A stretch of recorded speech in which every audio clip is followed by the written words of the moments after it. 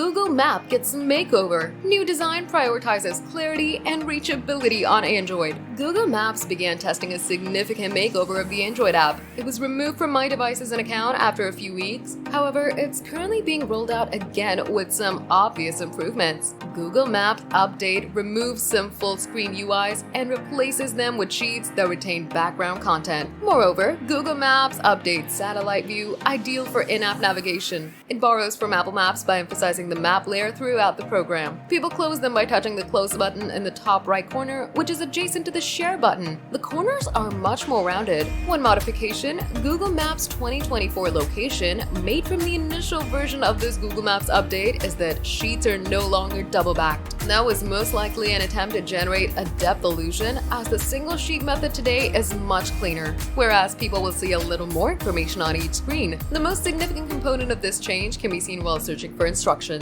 At the top, there are only two fields, start location and destination. However, it's no longer edge to edge, and the driving, public transportation, walking, ride-hailing, and cycling choices have been pushed to the bottom for easier access. This Google Maps update revamp hasn't yet been extensively implemented and may still be under testing. It's a server-side upgrade, and people have only seen it on one account as of today.